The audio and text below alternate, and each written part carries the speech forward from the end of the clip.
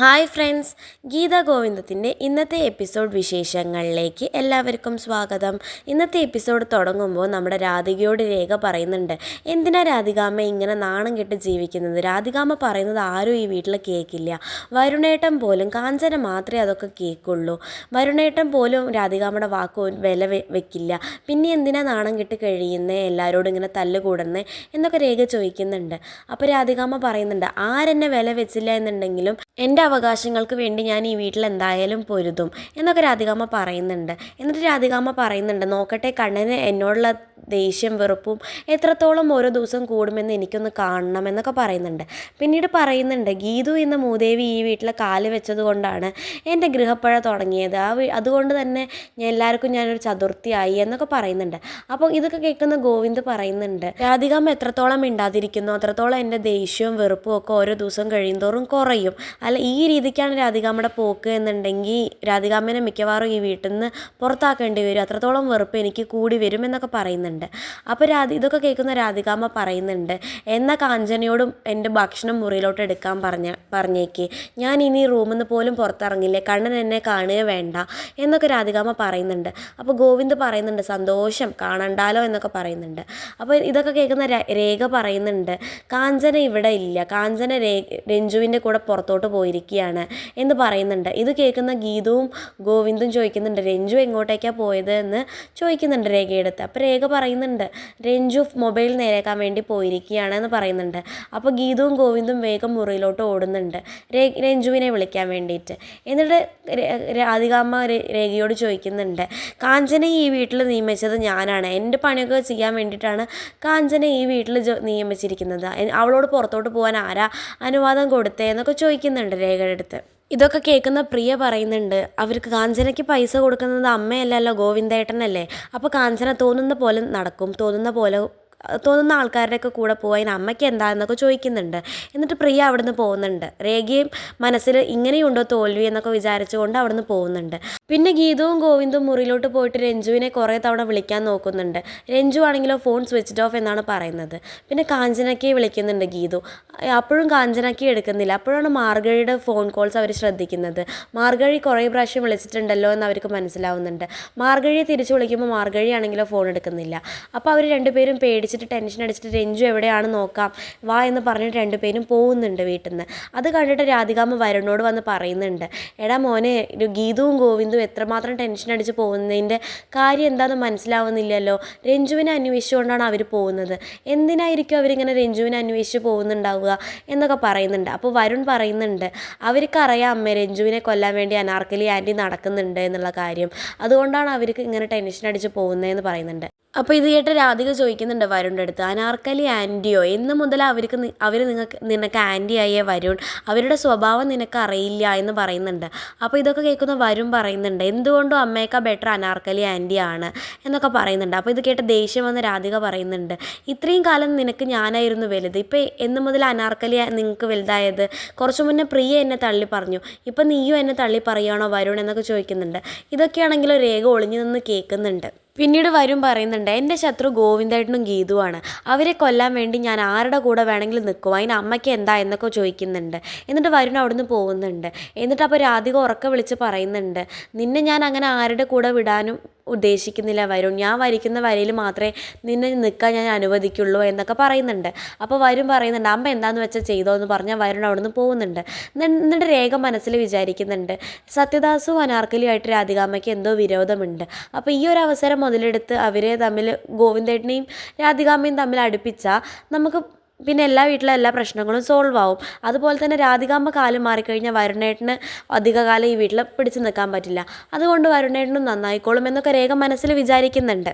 പിന്നീട് രഞ്ജുവിനെയും കാഞ്ചനയാണ് കാണിക്കുന്നത്. രഞ്ജു ആണെങ്കിലോ വീടൊക്കെ തുടച്ചുകൊണ്ടിരിക്കുകയാണ്. അപ്പോൾ കാഞ്ചനയാണെങ്കിലോ കഴിക്കാൻ എന്തെങ്കിലും ഉണ്ടോ എന്ന് അന്വേഷിക്കുന്നുണ്ട്. അപ്പോൾ കഴിക്കാൻ ഒന്നുമില്ലാതെന്ന് കാണുമ്പോൾ അവൾ രഞ്ജുവിനോട് പോയി പറയുന്നുണ്ട്, രഞ്ജു പാപ്പ ഇവിടെ കഴിക്കാൻ ഒന്നുമില്ലാലോ, ഇത് എന്ത് വീടാണ് എന്നൊക്കെ ചോദിക്കുന്നുണ്ട്. അപ്പോൾ രഞ്ജു പറയുന്നുണ്ട്, അവിടെ കഴിക്കാനൊന്നുമില്ല, കുറേ നാളായില്ലേ ഈ വീട് അടച്ചിട്ടിരിക്കുന്നു അതാന്ന് പറയുന്നുണ്ട്. അപ്പോൾ കാഞ്ചന ചോദിക്കുന്നത്, പിന്നെ എന്തിനാണ് നമ്മൾ ഇങ്ങോട്ടേക്ക് വന്നതെന്ന് ചോദിക്കുന്നുണ്ട്. അപ്പോൾ രഞ്ജു പറയുന്നുണ്ട്, കുറേ നാളായില്ലേ വീട് അടച്ചിടുന്നു, അപ്പോൾ പൊടിയും ചതിലൊക്കെ ആയിരിക്കും. അപ്പോൾ നശിക്കും വീട്, അത് നമ്മൾ ക്ലീൻ ചെയ്യാനാണ് വന്നതെന്ന് പറയുന്നുണ്ട്. അപ്പോൾ ഈ കാഞ്ചന പറയുന്നുണ്ട്, ക്ലീൻ ചെയ്യണ രഞ്ജു പാപ്പ ക്ലീൻ ചെയ്യേന്ന് പറയുന്നുണ്ട്. അപ്പോൾ രഞ്ജു പറയുന്നുണ്ട്, ഞാൻ ക്ലീൻ ചെയ്യില്ല, എനിക്ക് പൊടിയൊക്കെ അടിച്ചാൽ തുമ്മലും ചുമയൊക്കെ വരും, അതുകൊണ്ട് കാഞ്ചനൊക്കെ തന്നെ ക്ലീൻ ചെയ്തോളൂ, അതിനാണ് കാഞ്ചനൊക്കെ കൊടുന്നതെന്നൊക്കെ പറയുന്നുണ്ട്. അപ്പോൾ കാഞ്ചന ചോദിക്കുന്നുണ്ട്, ഷോപ്പിംഗ് എന്ന് പറഞ്ഞിട്ടല്ലേ എന്നെ കൊടുന്നത്, ഇതിനാണോ എന്ന് ചോദിക്കുന്നുണ്ട്.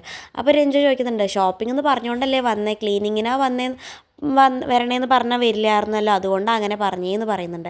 അപ്പോൾ കാഞ്ചന പറയുന്നുണ്ട്, നുണ പറയണത് അത്ര നല്ലതൊന്നുമല്ല രഞ്ജു പാപ്പ എന്നൊക്കെ പറയുന്നുണ്ട്. എന്നിട്ട് കാഞ്ചന ആലോചിക്കുന്നുണ്ട്, എന്തെങ്കിലും ഒരു വഴി പറഞ്ഞിട്ട് ഇവിടെ നിന്ന് രക്ഷപ്പെടണം, അല്ലെങ്കിൽ ഈ വീട് മൊത്തം ഞാൻ ക്ലീൻ ചെയ്യേണ്ടി വരും, ഇതിലും ഭേദം അവിടെ അടുക്കളപ്പണി ചെയ്യായിരിക്കുന്നു, രേഖപ്പാപ്പയുടെ ശാപമായിരിക്കും എന്നൊക്കെ പറയുന്നുണ്ട്. എന്നിട്ട് കാഞ്ചന ആലോചിക്കുന്നുണ്ട്. എന്നിട്ട് രഞ്ജുവിനോട് പോയി പറയുന്നുണ്ട്, രഞ്ജു പാപ്പ ഇവിടെ ക്ലീൻ ചെയ്യുക ഒന്നുമില്ല, നല്ലൊരു ചൂല് പോലും ഇല്ല എന്നൊക്കെ പറയുന്നുണ്ട്.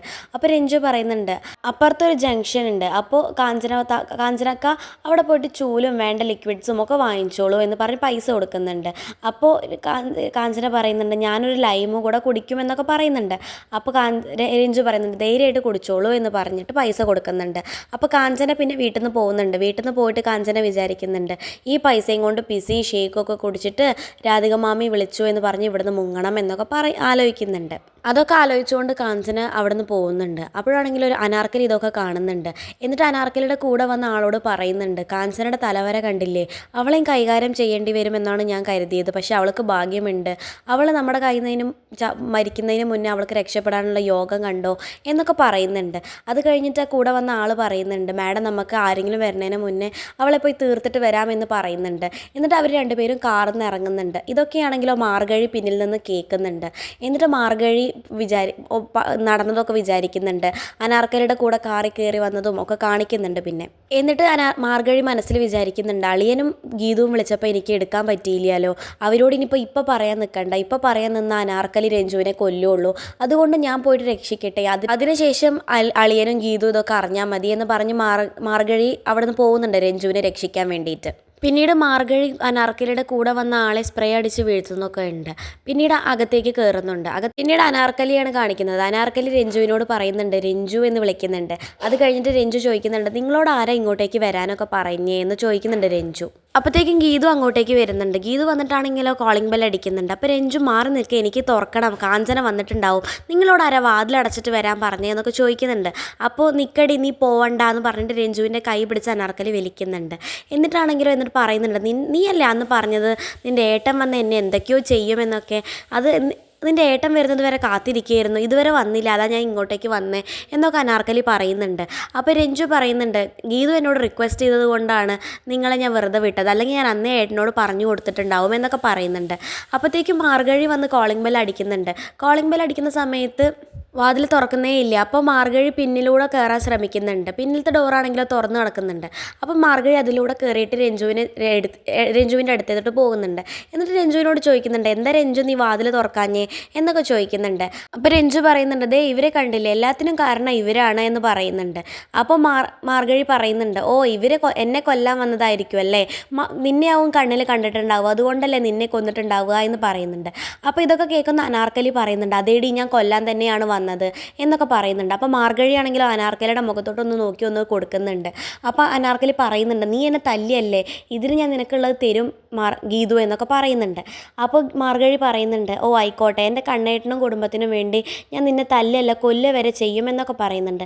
അപ്പോഴത്തേക്കും ഗീതുവും ഗോവിന്ദും അങ്ങോട്ടേക്ക് വരുന്നുണ്ട്. ഗീതുവും ഗോവിന്ദും വന്നിട്ട് ഗോവിന്ദും മുന്നിലൂടെ കയറാൻ ശ്രമിക്കുമ്പോൾ മുന്നിലത്തെ വാതിൽ അടച്ചിട്ട് കിടക്കുകയാണ്. അപ്പോൾ ഗീതു ആണെങ്കിലോ പിന്നത്തെ വല്ല ഡോറ് തുറന്നിട്ടുണ്ടോ എന്ന് നോക്കാൻ വേണ്ടി പിന്നിലൂടെ പോകുന്നുണ്ട്.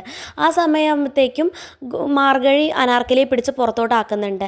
ഇനി മേലെ ഇവിടെ കയറി പോകരുത് എന്നൊക്കെ പറഞ്ഞ് പിടിച്ച് പുറത്തോട്ടാക്കുന്നുണ്ട്. അതൊക്കെ കാണിച്ചുകൊണ്ടാണ് ഇന്നത്തെ എപ്പിസോഡ് അവസാനിക്കുന്നത്.